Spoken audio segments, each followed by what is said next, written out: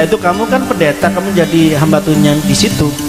Udah kamu nggak usah uang dari apa ini perpuluhan atau dari kolektor. Udah kita gaji aja ntar di apa ini tiap bulannya. Saya janjiin begitu. Nih duit nih di depan matamu ini, bawa nih. Ini ada 750 juta ini, bawa nih.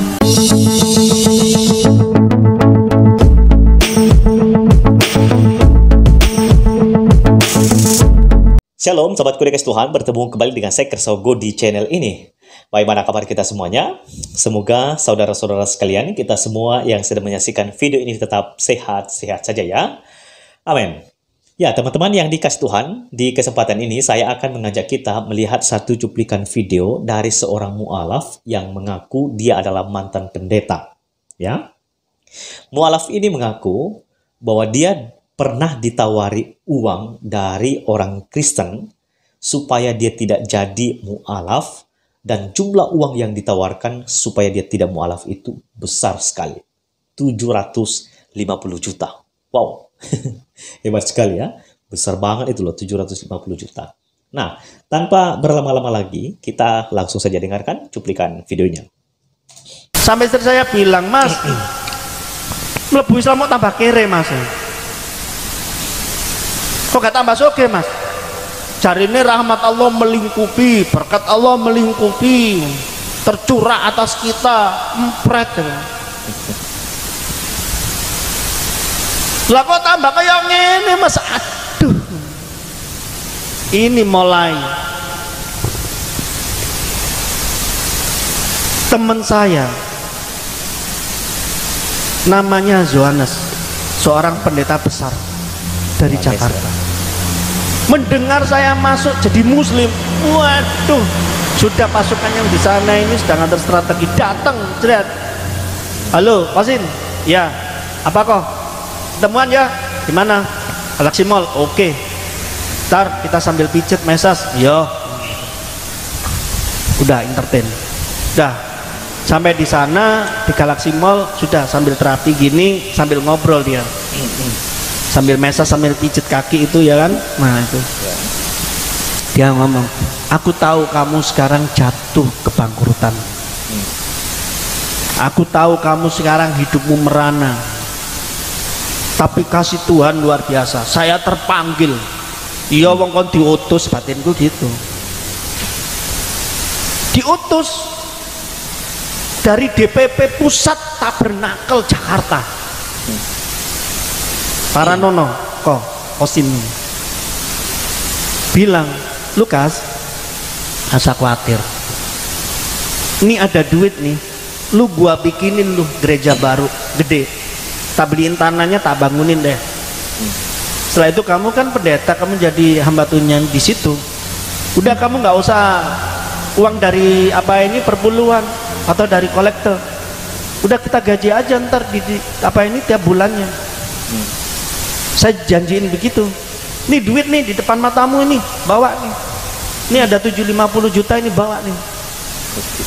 Allahu Akbar. Saya sampai gini toh. Aku wis mlebu Islam, belajar ngaji ku bayar. Bayar loh. Tapi sama nanti gelem belajar Alkitab nang gereja kan bayar. Mulai malah disangoni ya, men. Oke teman-teman yang dikasih Tuhan, demikianlah cuplikan video dari seorang mu'alaf ini. Dia mengaku adalah mantan pendeta, namanya itu sekarang sudah jadi Ustadz ya, Ustadz Lukas ya, kita panggil saja Bapak Lukas ya. Mendengar cerita atau video di awal tadi teman-teman, saya teringat dengan beberapa mu'alaf yang lain ya, seperti mu'alaf Kristianti. Dulu dia pernah ditawari juga pengakuannya, ditawari uang dari orang Kristen 100 sampai 300 juta supaya dia tidak mu'alaf ya. Dan juga ada yang menawarkan kalau ada orang bisa memu'alafkan orang dan tawarannya atau bayarannya adalah mobil ya, atau diberi hadiah mobil.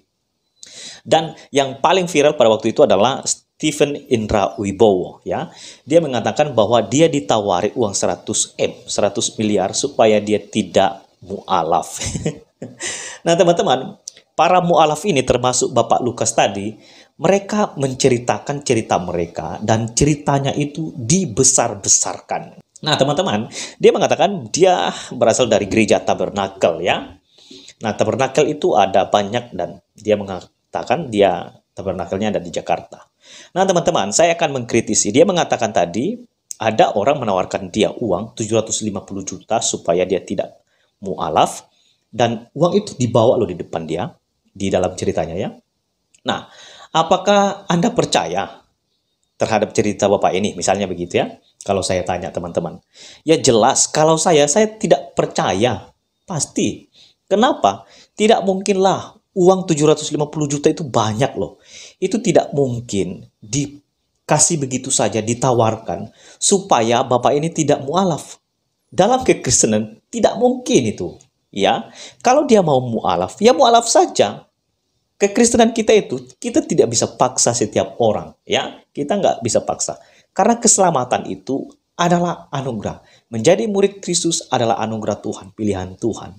Nah, pertanyaan yang penting adalah, apakah ada gereja yang punya uang sampai 750 juta? Tidak semua. Ada uang, tapi tidak sampai segitu. Nah, kalau saya, kalaupun ada uang begitu, lebih baik uang itu dipakai untuk apa? Pelayanan. Banyak jemaat yang membutuhkan kok. Banyak jemaat yang sangat membutuhkan, yang perlu ditolong, dibantu oleh gereja. Bahkan untuk pelayanan penginjilan, lebih baik uang itu dipakai untuk memberitakan Injil kepada orang-orang yang belum mengenal Injil. Jadi menurut saya ini adalah cerita aneh dan cerita bohong saja. Ya. Dan yang kedua teman-teman, dia mengatakan bahwa saat belajar Al-Quran, orang bayar. Tapi beda dengan gereja atau kekristenan. Dia mengatakan, kalau orang ingin belajar Alkitab, orang tersebut tidak bayar. Tapi pas selesai belajar, gereja kasih uang kepada yang belajar tersebut. Misalnya gini ya, Anda datang ke gereja untuk belajar Alkitab. Dan waktu datang belajar, itu tidak bayar. Tapi sesudah Anda pulang, lalu saya kasih uang. Apakah ada program gereja model seperti ini? Ini adalah program gereja yang omong kosong. Dan tidak ada. Ini adalah program bodoh gitu ya. Jadi, kalau ceritanya begini, aduh. Tapi teman-teman, anehnya adalah orang-orang yang mendengar ketawa dan mereka percaya gitu loh. Kan aneh kan? Mereka percaya kepada cerita mu'alaf ini. Dia mengatakan saya ditawari uang 750 juta. Dan juga mengatakan bahwa waktu belajar di gereja, belajar Alkitab itu tidak bayar, tapi kita yang dibayar. Itu kan nggak benar. Aduh, Pak Lukas. Namanya saja Lukas, ini ditambah-tambah ya. Ya berharap ini dijamah Tuhan lah, supaya dia sadar ya. Dan juga harapan saya, kalau Tuhan masih berkenan, Tuhan kiranya mengampuni dia ya. Kalau tidak, risiko daripada meninggalkan Tuhan. Ya itu intinya. Jadi teman-teman yang dikasih Tuhan, apa yang ingin saya tekankan di sini? Setiap kali kita mendengarkan cerita dari para mu'alaf, mari kita cek dan lihat ceritanya sebetulnya apa. Ya. Dan saya mau sampaikan kepada kita bahwa ingat ya, keselamatan itu hanya ada dalam Yesus. Tetaplah kuat, tetaplah teguh di dalam iman, jangan mau digoyangkan oleh apapun, ya. Sekali Kristus, tetap Kristus, ya. Tuhan memberkati kita semua, tetap sehat. Shalom.